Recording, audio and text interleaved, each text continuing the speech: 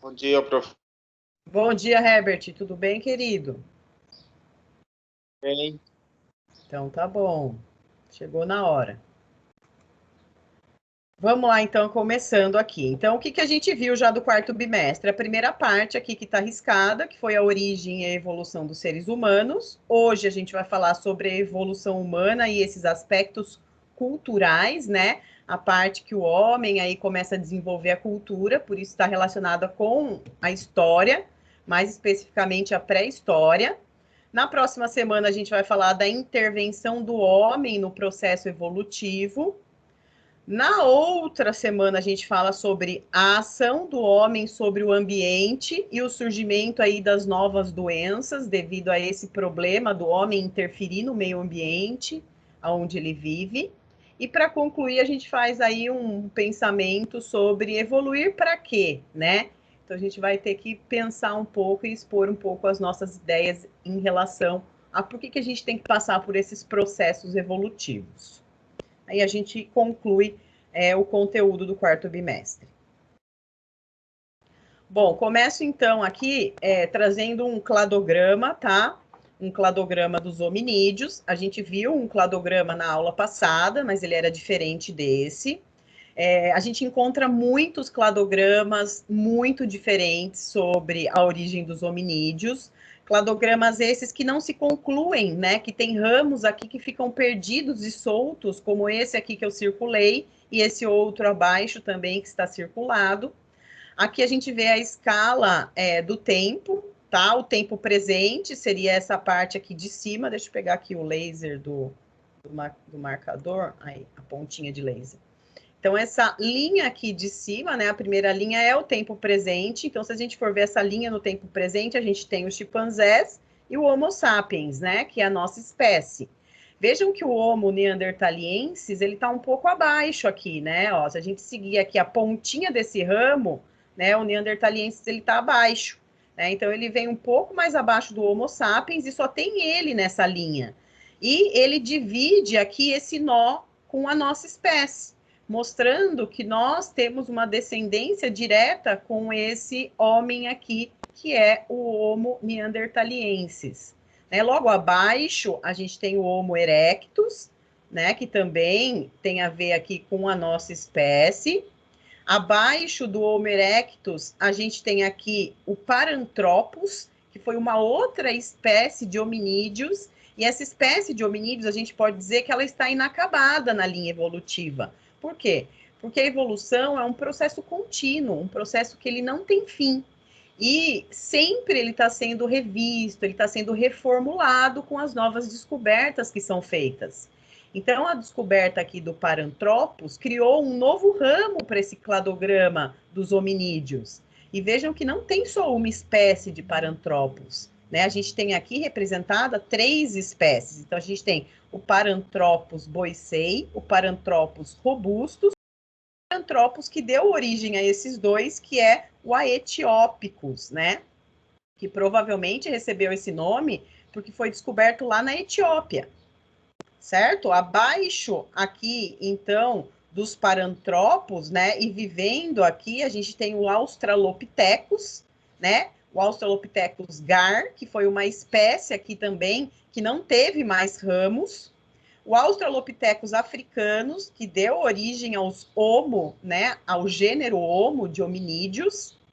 Aí a gente tem o Australopithecus afarensis, né, que dividiu todo esse cladograma em 2 grandes ramos, né, o ramo dos Australopithecus e do Homo, do gênero Homo, e o ramo do gênero Paranthropus.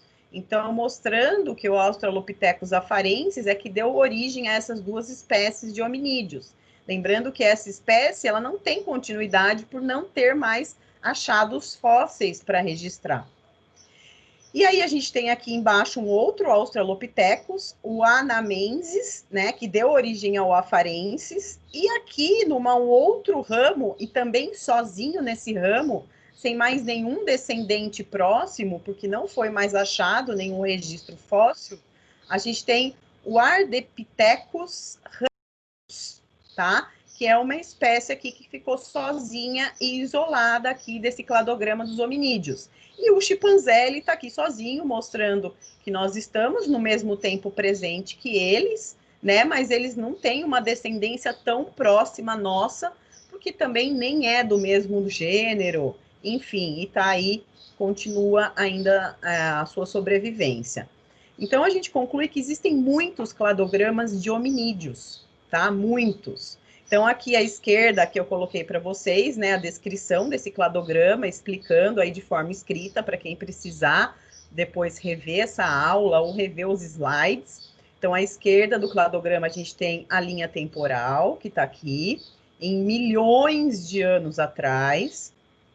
É fácil a gente ver que em algumas épocas existiram mais do que uma espécie do gênero Homo, né? Então, a gente pode ver que aqui as espécies, elas podem ter vivido juntos em momentos, não junto uma do lado da outra, mas viveram no mesmo tempo, só que em ambientes diferentes, em locais diferentes, em regiões diferentes do planeta. Temos ainda a linha paralela, né, que se extinguiu do gênero Paranthropus, né? Então a gente vê que não teve uma continuidade, é como se essa espécie tivesse entrado em extinção e não tivesse nenhum descendente atual hoje vivendo. E é uma linha literalmente paralela, né, ao homem. A gente vê aqui a linha do gênero Homo e do Paranthropus, e que ainda é fonte de debates entre os cientistas, principalmente em relação quando tenta se dizer qual é a espécie mais antiga de hominídeos. Então, isso é muito ainda debatido entre o meio científico, né? Principalmente aí entre os cientistas evolucionistas, entre também os paleontologistas que estudam as evidências evolutivas. E a pergunta é relativa à época, né? A resposta é simples. Se há uma espécie de humanos viva hoje, é porque todos os restantes foram extintos, né? Então, se hoje a gente tem só o Homo sapiens sobrevivendo, é porque todas as outras espécies de hominídeos já foram extintas aí em algum momento da história. Alguém quer falar e perguntar alguma coisa aqui? Nossa, eu tava pensando nisso, tipo, eles estão ali perto, né? O Homo sapiens e o Homo neanderthalensis, né? Nossa, mas ele não tá vivo, né? Não. Veja que eles Mas estão como bem já. próximos, né? Mostrando É, que é uma descendência direta, né? Aqui está um pouco uhum. mais baixo se a gente seguir a linha. Então a gente vê que todas essas outras espécies aqui já foram extintas, né? Tirando o chimpanzé e o homo, que estão no topo aqui do cladograma, tá? Bom, aqui a gente vê a linha do tempo das espécies do gênero Homo, tá? Então, a gente tem uma espécie só que não é o Homo, que seria o Australopithecus, que foi a partir desse gênero que deu origem aos gêneros de Homo existentes e que foram já extintos. Então, o Australopithecus deu origem ao Homo habilis, que deu origem ao Homo erectus, ao Homo neanderthaliensis e ao Homo sapiens. Algumas dessas espécies, se a gente olhar o tempo que elas permaneceram aí no planeta, a gente vai ver que se chocam, né? Que são tempos que se coincidem, porque essas espécies viveram no mesmo tempo, porém, como eu disse, em locais diferentes. Então, elas não tiveram, não se chocaram, né? Não cruzaram uma com a outra e se reconheceram como hominídeos. Isso não aconteceu. Mas em algum momento da história, e através das evidências evolutivas, que são os registros fósseis, os cientistas conseguiram datar esse tempo, que é aquela técnica de carbono 14 que a gente chegou a falar aí em uma das aulas. Agora a gente vai recordar um pouco as características das espécies do gênero Homo, que eu falei um pouco na aula passada, a gente recorda um pouco nessa aula para a gente entender a cultura e como que essa cultura evoluiu. Tá? Então, começando lá do Australopithecus, que é o nosso descendente aí mais próximo, viveram de 4,2 a 3,9 milhões de anos atrás. A era glacial reduziu muito as florestas na África e esse fato obrigou, então, essa espécie a caminhar para poder explorar outras áreas, outros recursos alimentícios, de caça. Eles desenvolveram a posição mais ereta por terem que caminhar, né? Não mais depender das florestas, não mais saltar de galho em galho, mas sim adquirir essa posição mais ereta para poder aí desbravar outros territórios. eles não fabricavam nenhum tipo de instrumento, nenhum tipo de máquina que auxiliou o processo evolutivo. E eles começaram a adicionar a carne à sua alimentação. Então, a dieta, né, já começou a ficar aí um pouco diferente dos outros gêneros, né, das outras espécies de hominídeos, porque foi a primeira espécie aí a incluir a carne na alimentação. Antigamente, as espécies só se alimentavam aí de vegetais. Aqui tem o mapa mostrando a região da África onde foram encontrados os fósseis desse gênero de Australopithecus, né? Então a gente vê Australopithecus bareaugaizeli, Australopithecus afarensis, o Australopithecus gari, né? Australopithecus anamensis, Australopithecus africanos aqui embaixo, e os P é os parantropos, tá? Parantropos robustos, o Parantropos aetiópicos, o Parantropos boisei. Tá? Então, a gente vê que foram achados todos fósseis, né, bem próximos de gêneros diferentes, de espécies diferentes de hominídeos aqui no continente africano.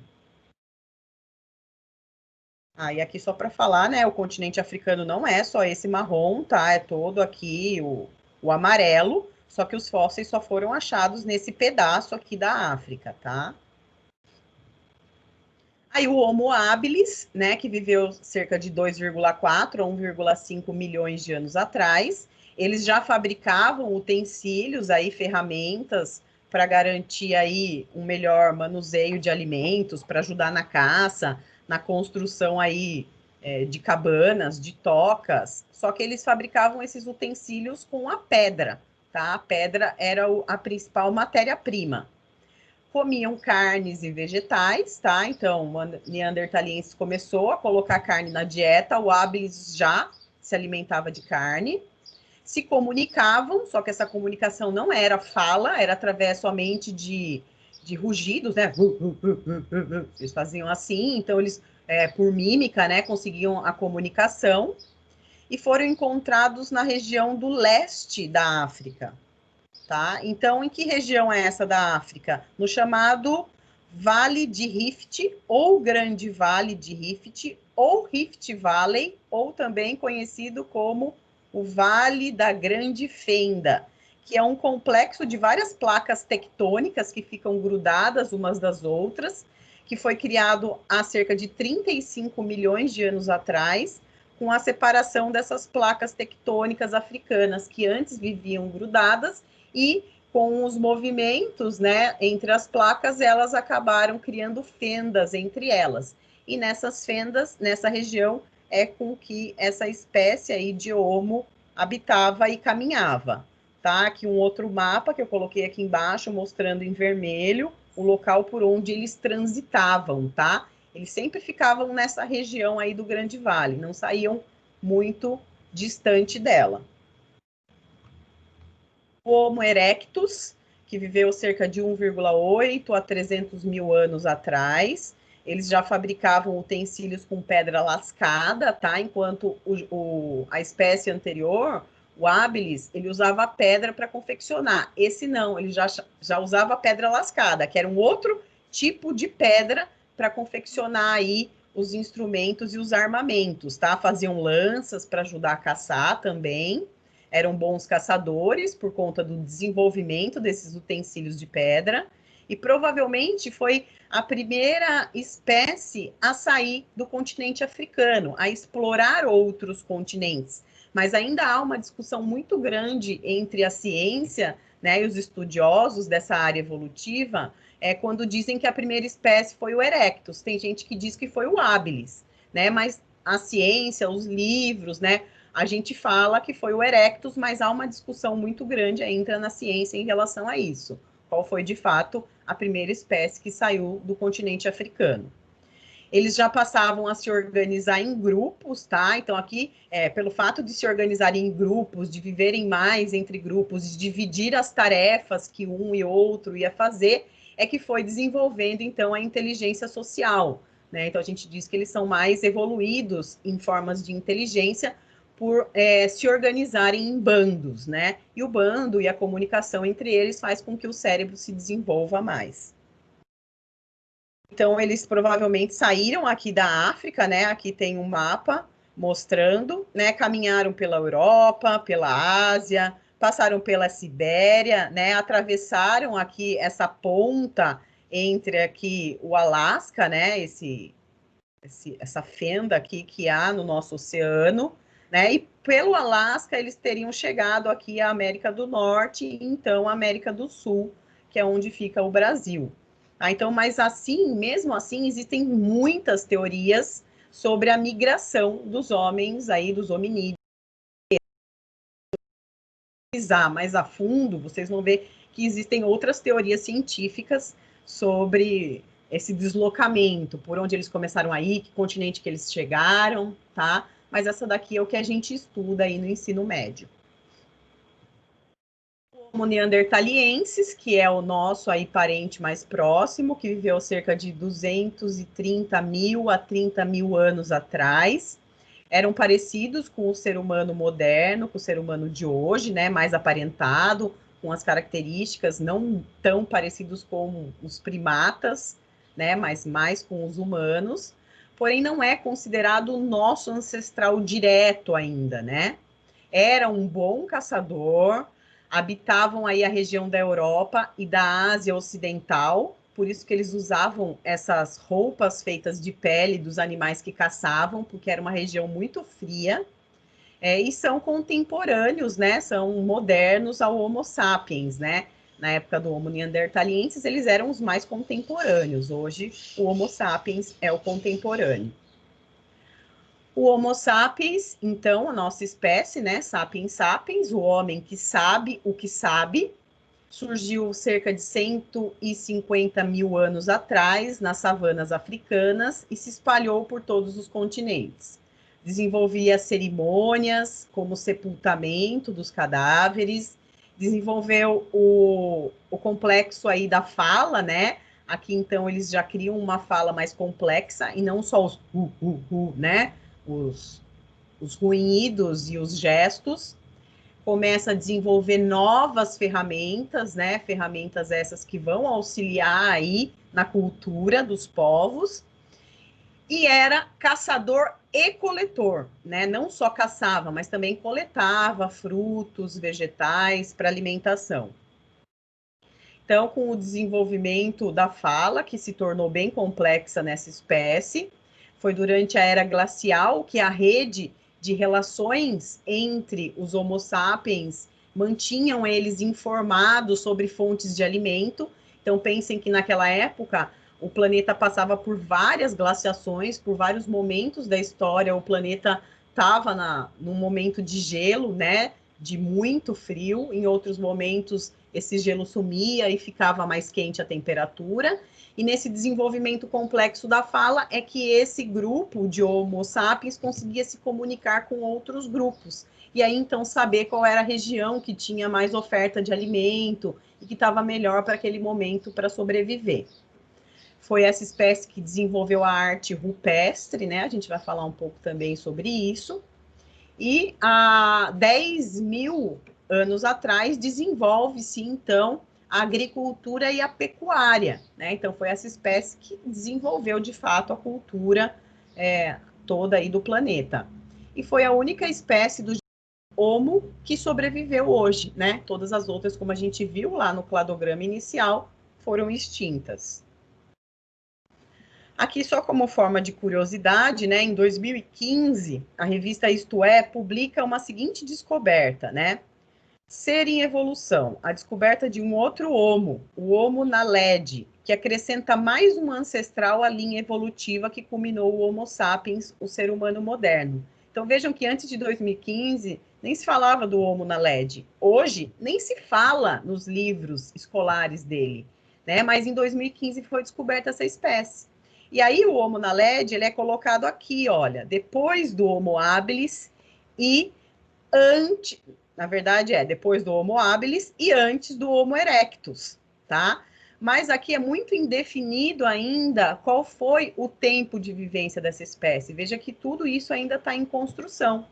Então a gente consegue concluir através dessas descobertas e dessas publicações científicas que o processo da evolução humana acabado.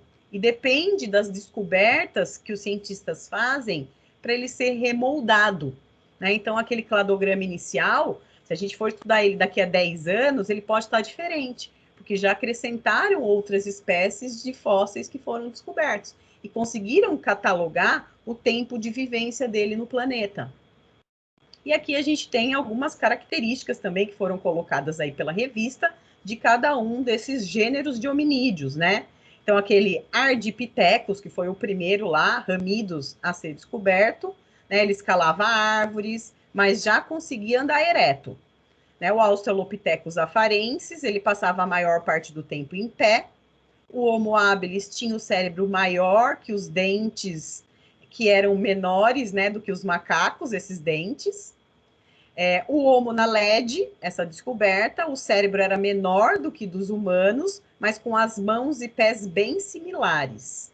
O Homo erectus, que tinha um corpo muito similar com o Homo sapiens, mas com a face, né, o rosto muito primitivo, muito aparentado com os primatas.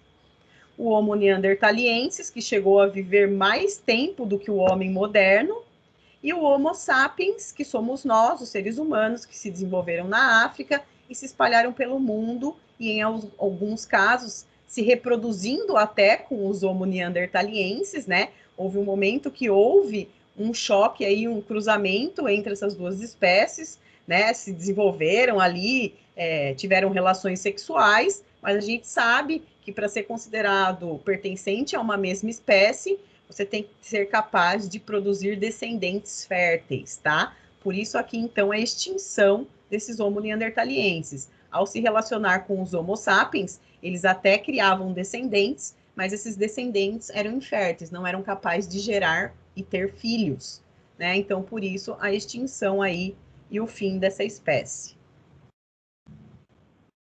Aqui uma outra imagem que eu também achei interessante, né? Porque a gente pode ver bem a carinha aí de cada um, né? São registros fósseis e arqueológicos que complicaram muito a interpretação sobre a origem e evolução aí precoce do gênero Homo. Né? Então, o Homo habilis, vejam ele aqui, né? Era todo aí peludo. O Homo sapiens, né? Que é a nossa espécie aqui. O Homo florens, veja que a gente nem cita eles no ensino médio, mas é uma espécie aí descoberta, mas não sabem aonde encaixar ele, ele vem antes de quem, depois de quem, viveu junto com quem, né? Então, são coisas incertas ainda. O Homo erectus, o Paranthropus, vejam aqui o Paranthropus, né? Aquele que se extinguiu lá, que ficou em um ramo diferente do gênero Homo no cladograma inicial. O Homo redelbi, tá? Esse também é uma espécie que não é citada aí nos livros, tá? Mas foram descobertas científicas que foram feitas. E aqui o Homo neanderthaliensis, né? Vejam que é a espécie que mais usa vestimentas e roupa, porque ficava naquela região fria da Europa e da Ásia.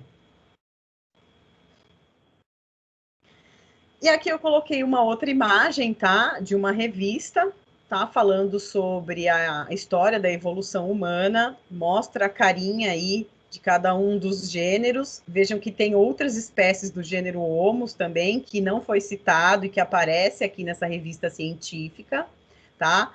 O Homo georgicus, que a gente não falou, o Homo egaster, tá? Que há uma confusão entre ele e o erectus no tempo que viveram aí. Aqui o erectus, o Homo antecessor, tá? Homo heidelbergensis, o Homo florensis, o neanderthaliensis, aqui somos nós, o Homo sapiens, o Salanthropus, aqueles que foram extintos num ramo diferente do cladograma, o Australopithecus, tá? O Homo habilis. Então a gente tem algumas espécies que a gente conhece bem, porque a gente estuda mais, e outras espécies que a gente nem ouviu falar. Tá? Mas que a ciência já fez achados fósseis, só que não sabe muito aonde encaixar, em que local do cladograma. Então, você já se perguntou o quanto que a pré-história foi importante para que hoje a gente tenha a capacidade de cozinhar os alimentos, de desenvolver ferramentas e principalmente de se comunicar?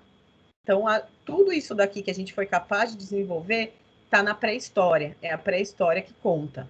Ah, e por que o continente africano ele é tão importante para a gente compreender as nossas origens?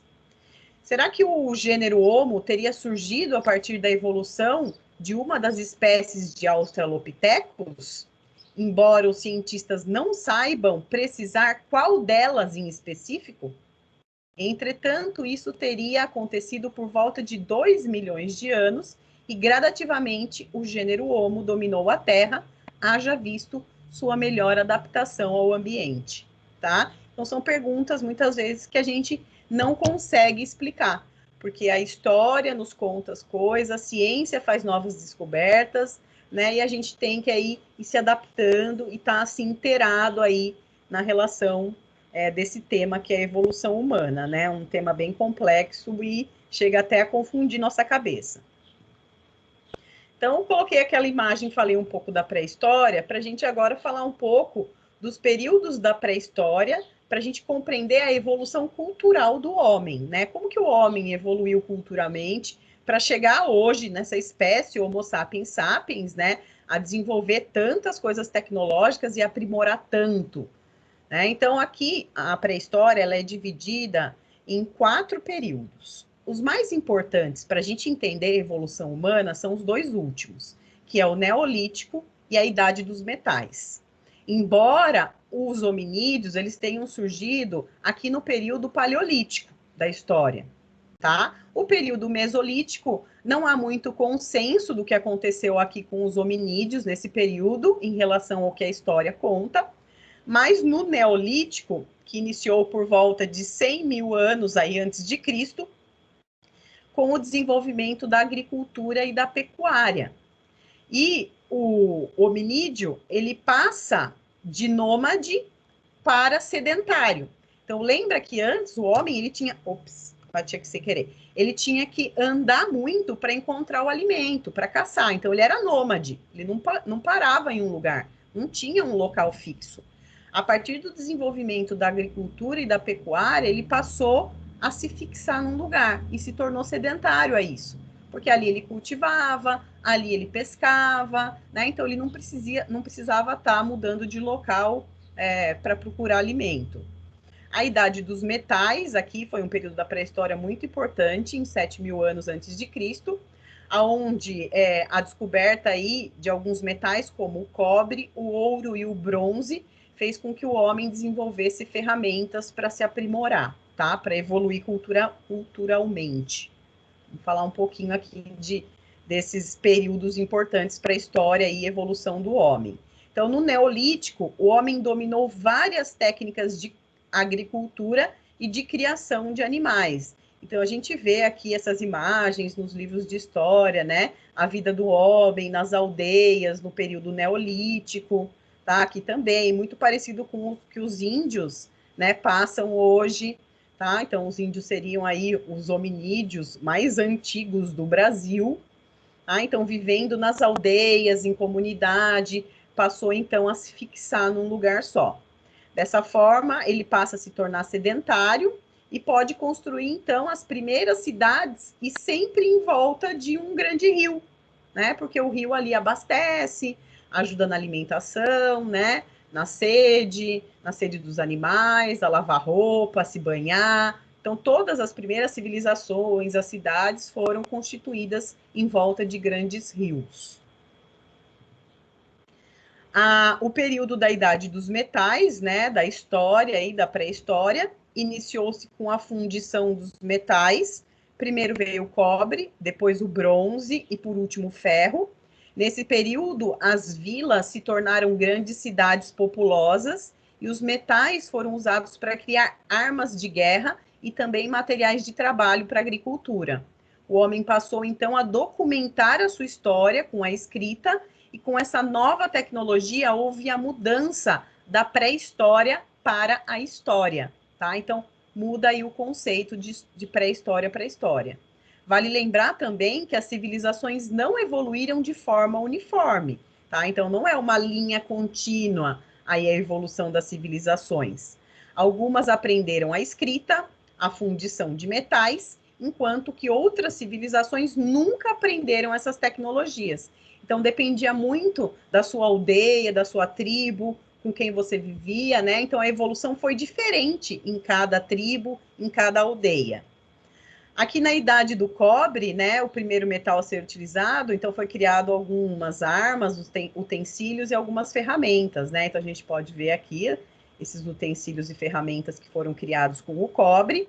Depois, com o bronze, uma liga metálica formada pela junção do cobre com o estanho, é que desenvolveu aí aparatos para agricultura e para domesticação de animais. Né? Então, criaram esses instrumentos aqui que já faziam uma cova na terra para colocar sementes, né?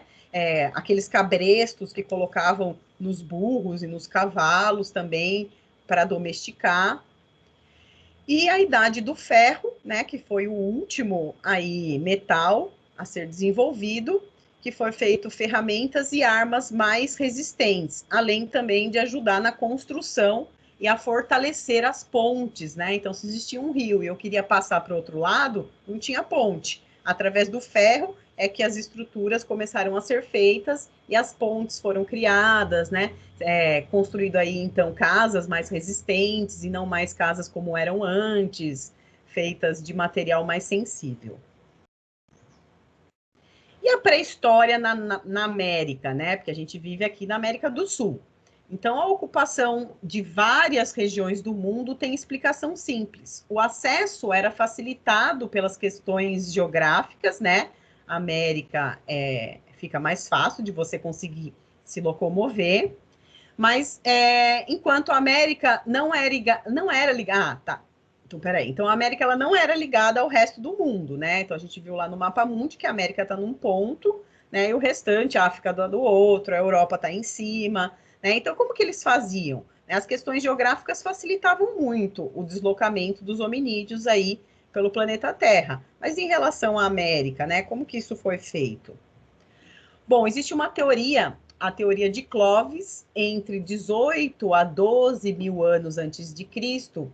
O Estreito de Bering, né, é uma das teorias mais plausíveis e mais aceita, né, houve uma glaciação no Estreito de Bering, que era uma região aí de mar, né, e a glaciação fez com que o mar baixasse mais de 120 metros, né, então baixou muito, a glaciação fez isso, a era do gelo.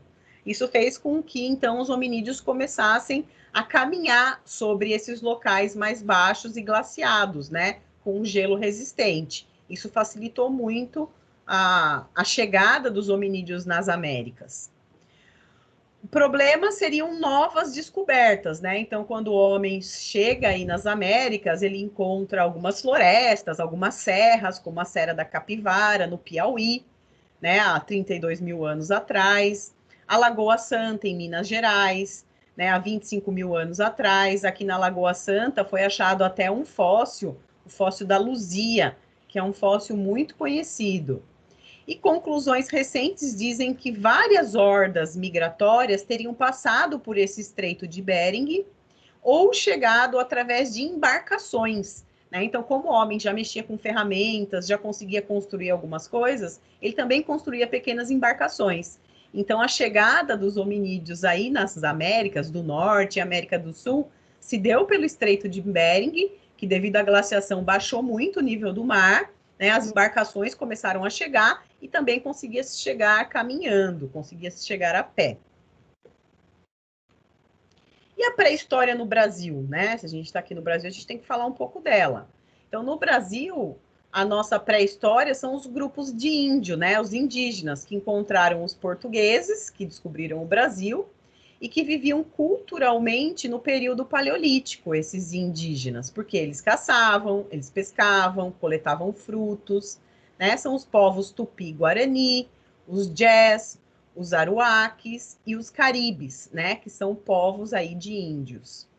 No Pará, em Santarém, na ilha de Marajó, há 400 anos depois de Cristo, eles foram considerados exímios ceramistas, né? Então desenvolviam a arte rupestre em cerâmicas, criavam esculturas, criavam, enfim, uma infinidade aí de objetos. Os sambaquis também é um povo indígena, né, que fica na região litorânea, eram extremamente ótimos como caçadores e coletores, tá? Então, dessa forma que eles sobreviveram aí na pré-história no Brasil. Bom, e a evolução cultural, então, de todos esses hominídeos, da espécie do gênero Homo, dessas espécies aí que viveram nessa era da pré-história, né? O que é cultura? Cultura é tudo aquilo que resulta da ação humana. Então, tudo que o homem faz é cultura. A criação de objetos não existentes na natureza, até o ponto em que o homem acaba por agir sobre si e transforma-se em um ser biológico social. Então, objetos que antes não existiam na natureza para ser pego pronto, o homem começa a ver a necessidade, começa a criar essa cultura do fazer, e a cultura do fazer e do agir acaba tornando ele um ser biológico social, né? Uma biologia começa a se evoluir dentro desse ser humano como forma aí de comunicação com a sociedade, com a evolução social, com as outras pessoas, a importância da cultura para essas relações sociais. Ou seja, essas mudanças biológicas geraram mudanças psicológicas, que geraram novamente mudanças biológicas. É isso que acontece com a evolução do homem, né? Então, é o que biologicamente eu necessito, né? O meu corpo biológico necessita, faz com que o meu pensamento psicológico, o meu sistema nervoso passe a se desenvolver mais, a evoluir mais, e essa evolução aí do sistema nervoso faz com que o meu eu biológico, a minha parte interna, a minha biologia, a minha fisiologia evolua também. Então, uma transformação gera outra transformação, que gera outra transformação. Isso é evolução. Então, a evolução cultural, ela acabou amenizando o impacto ambiental, possibilitando o domínio sobre todos os ambientes do planeta. As invenções culturais aí que os homens desenvolveram foi o fogo, as roupas, a moradia, as ferramentas, o convívio social com outros grupos e o desenvolvimento da linguagem a partir desse convívio social. Então, o homem só passa a desenvolver a linguagem quando ele tem o convívio com outros, né, socialmente. Se ele continuasse sozinho, com mais uma pessoa, isolado, talvez essa linguagem não teria aí evoluído e chegado até os hominídeos de hoje. E aí tem também a arte, né, na pré-história. Então, a partir lá do homem de Neandertal, passam a ser produzidos objetos que hoje a gente classifica como arte e são classificados como auxiliadores mágicos, né, da arte.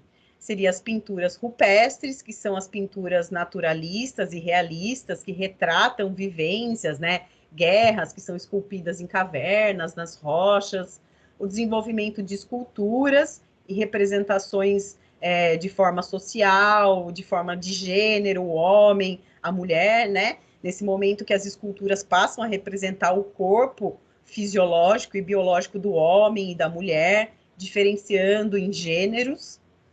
A arquitetura, né? Através de ritos, né? Do ritualismo, das magias, ou até aí da forma de cultuar o sepultamento dos cadáveres, dos mortos, fazer a parte funerária.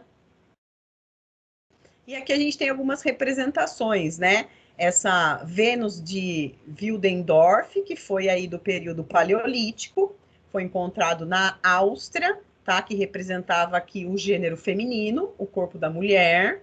A gente tem também aqui esculturas no Chile, na Ilha de Páscoa, representando aí alguns grupos, né, que já viviam em sociedades, em conjunto, por isso várias esculturas juntas. Aqui a gente tem uma escultura na Inglaterra, que é um monumento, né, formado por menires, que são essas espécies de rochas, né, colocadas aqui como uma forma de ser um tipo de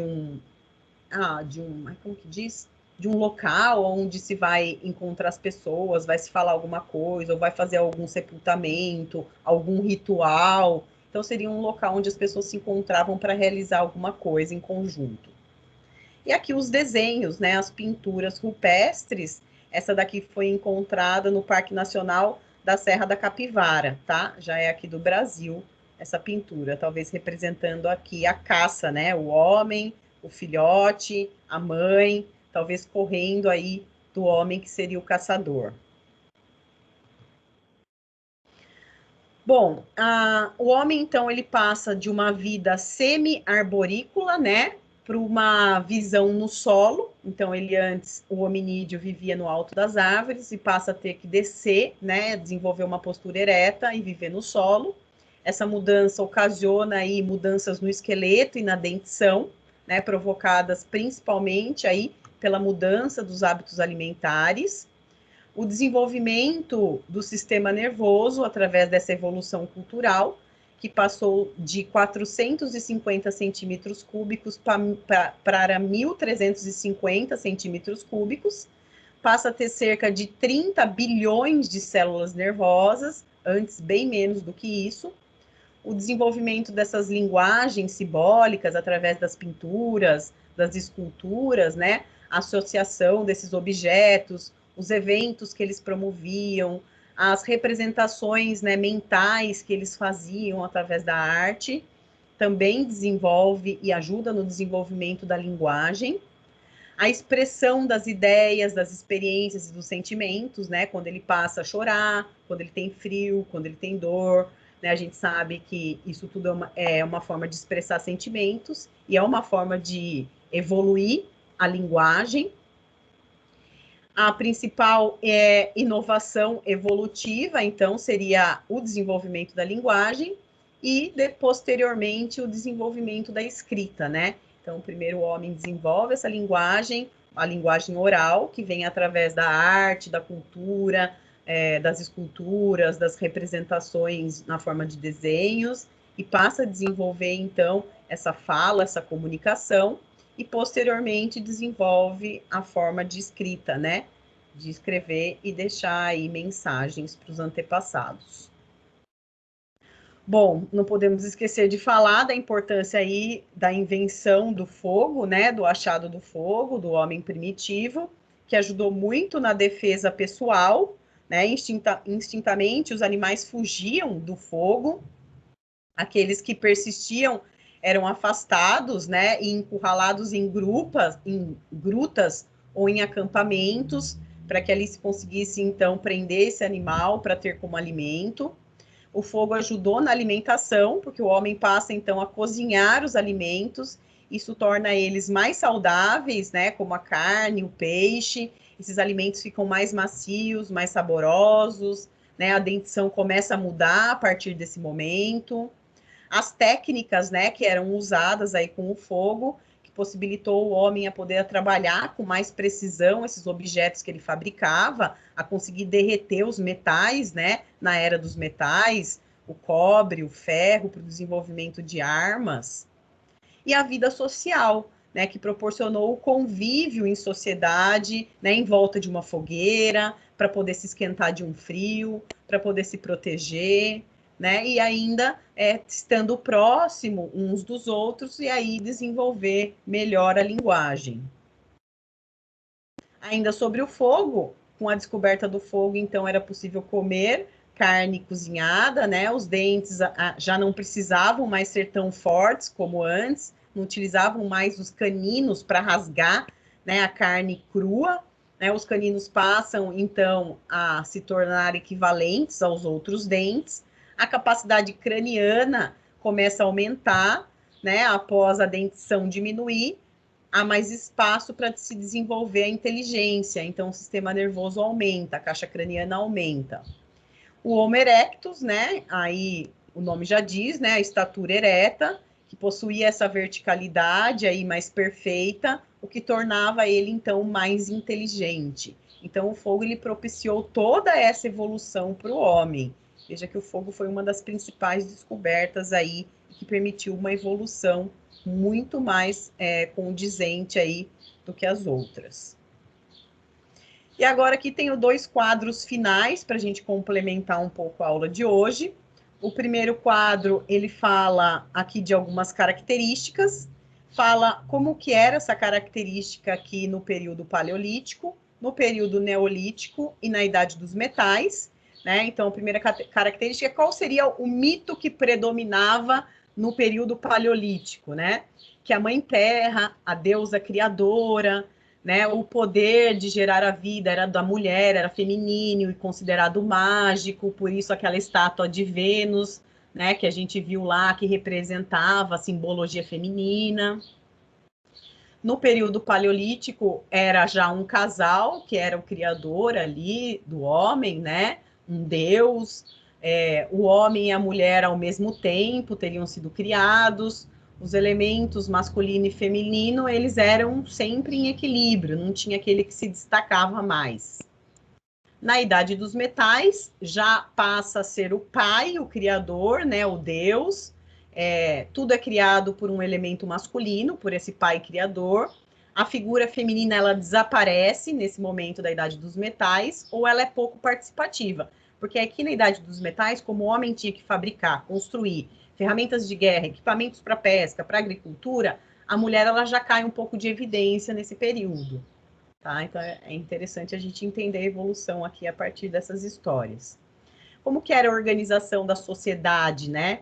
No período paleolítico, era matrilinear, que fala, né? Então, a figura da mãe era a principal, era ela que dominava ali a sociedade, e pequenos grupos familiares, eles viviam em pequenos bandos. No período neolítico, houve a transição, então, da mãe para o pai, então a figura do pai passou a ser mais importante, representativa ali dentro do grupo da família. Os grupos já eram maiores de convivência, eram várias famílias e não eram clãs. E na Idade dos Metais, era o homem, então, né, o participativo ali, grupos maiores, já passaram a ter organização em tribo, o chefe da tribo, né, aquele homem que representaria o chefe, que daria ali a fala final do que tem que ser feito, do que não é para ser feito. Em relação à tecnologia, no período paleolítico, a gente tem a domesticação, então, do fogo, né? A descoberta aí do fogo, os instrumentos rudimentares feitos de pedra lascada, de osso e de madeira. No Neolítico, a gente tem instrumentos mais elaborados de pedra polida, o início da domesticação dos animais e das plantas, né? O plantio, a agricultura. Na Idade dos Metais, a gente já passa a ter os instrumentos feitos com esses três metais, né? O cobre, o bronze e o ferro, o cultivo e a criação de plantas e de animais. Os alimentos, né, de subsistência do Paleolítico seriam pequenos animais, carniça, né, animal que era achado morto, ovo, fruta, sementes, o mel, os insetos e raízes. Era isso que eles se alimentavam. Passaram a ser caçadores de grandes animais, o homem, então eles já se alimentavam de outros animais maiores, né? E o uso de armadilhas e de ferramentas de caça também auxiliou muito. Na Idade dos Metais, a gente já passa a ter uma agricultura e pecuária, né? O início do uso de técnicas de armazenamento de alimento, de irrigação dessa agricultura, com ferramentas mais elaboradas, né? Como feito aqueles arados que o homem da Idade dos Metais faz para ajudar no plantio, a cavocar o solo para colocar sementes. As manifestações culturais do Paleolítico eram as esculturas feitas em argila, de animais e figuras femininas, e o uso de abrigos naturais. No Paleolítico, passa a ter as pinturas rupestres das cavernas, né, das rochas, o início da cerâmica, da confecção de cestas, né, feitas com fibras vegetais, adornos, construção de abrigos. Na Idade dos Metais, já começa a ser elaborados desenhos já com cerâmica, né, pinturas e esculturas bem mais complexas, adornos com metais e construção de aldeias, né, para abrigar mais de uma família. E a mobilidade, né, como que eles se locomoviam. No período paleolítico, ainda o homem era nômade, né, ele não se fixava em um lugar só, vivia de uma região para outra em busca de alimento. No período paleolítico, a gente já passa a ter esse homem seminômade, né? Porque ele já passa a migrar para outras regiões com algumas manadas de animais que ele caçava. Ele começa a seguir os animais e encontrar outras regiões. E na Idade dos Metais, o homem aqui se torna sedentário, porque ele se fixa em locais, né? Construindo aí essas aldeias, cultivando e criando. Só para a gente resumir aqui a pré-história. E aqui a gente tem, para finalizar a aula, um quadro mostrando aqui os principais gêneros de hominídeos, né? A área de abrangência onde esses fósseis foram encontrados, quais eram as características físicas dessas espécies, né? Como que era o corpo desses indivíduos, e quais eram as principais características culturais, né? O que eles cultuavam, né? Então, cada um desses gêneros. Eu acho importante essa última tabela aqui, tá? Até em questão de vestibular, porque aqui só tem os nomes que caem no vestibular. Aqueles que eu falei, já se descobriu, mas não foi colocado no cladograma, isso a gente não precisa estudar. É mais para a gente ter um conhecimento de que a evolução ela está em constante transformação a partir desses achados, certo? Mas esses seriam os principais para que vocês pudessem aí estudar para resolver aí os vestibulares e Enems, ok? Obrigada pela participação de vocês e até a próxima aula. Não saiam daí, vou voltar.